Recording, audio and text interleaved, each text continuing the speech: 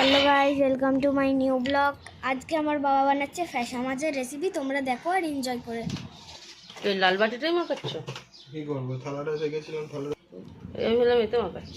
এটা কেন মাখাবো? তুমি দেখো গাইস, আমার বাবা এখন নুন হলুদ দিয়ে দিয়ে যেমনি করে মাখিয়ে নিল। তোমাদের ভালো লাগলে তোমরাও এই রেসিপিটা করে ট্রাই করতে পারো।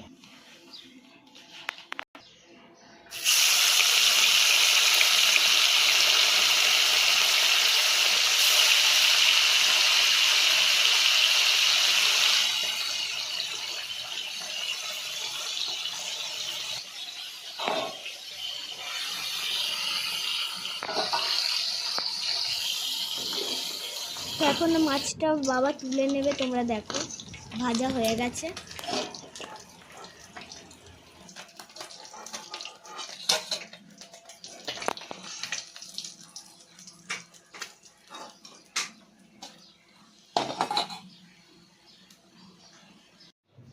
ঠিক আছে, তুই পাকা সুন্দর। এটা আবার তো ছাড়তে হবে।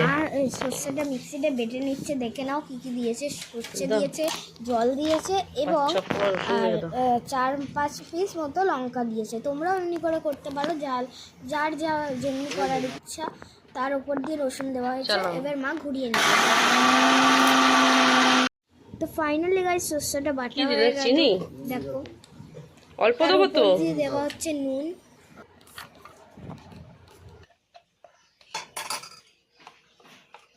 তো গাইস, এবার সর্ষেটাকে বাটিতে ঢেলে ছেঁকে নেওয়া হবে। তোমরা দেখে তোমরাও করো।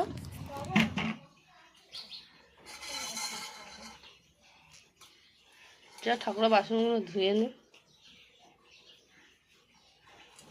এবার গাইস দেখে নাও, টমেটো, লঙ্কা, ধনে পাতা আর ওই ছাঁকা সর্ষেটা আমরা বাটিতে ঢেলে রেখেছি। তারপর আমরা তেল গরম করে তো কালো জিরাও দিয়ে দিলাম।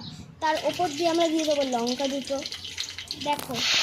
তারপর সর্ষেটাও দিয়ে দিলাম। সর্ষে দিয়ে দিলে কি দেবো? টমেটো? আমি জানি মাছ দিয়ে মাছ দেবে।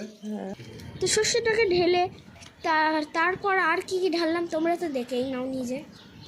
তারপর তোমরাও ট্রাই করো। তারপর দিয়েছিলাম টমেটো, তারপর ধনে পাতা, এমনি করে আমরা সব দিয়েছিলাম। তার আগে দিয়ে দিলাম নুন, হলুদ, আরও অনেক ইনগ্রেডিয়েন্টস, তোমরা দেখে নাও। আর তারপর আমার বাবা হাতা দিয়ে সেটা নাড়িয়ে দিল।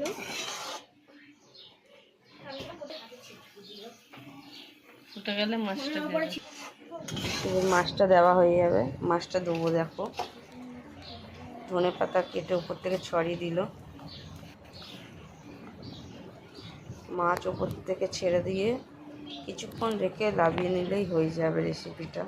তোমরাও ট্রাই করো এরকমভাবে।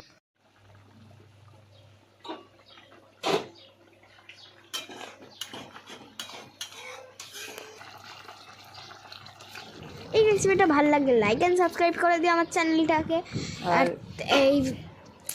আর যদি দেখতে চাইলে কমেন্ট করে দাও, তাহলে করবো। হ্যাঁ, এবার দেখো ধনে পাতাটা লাস্টে দিয়ে আমরা নামিয়ে নিয়েছিলাম। আর খুবই টেস্টি হয়েছিল, বিশ্বাস করো। আর টাটা বাই বাই, দেখা হবে নেক্সট ব্লগে। ততক্ষণের জন্য টাটা।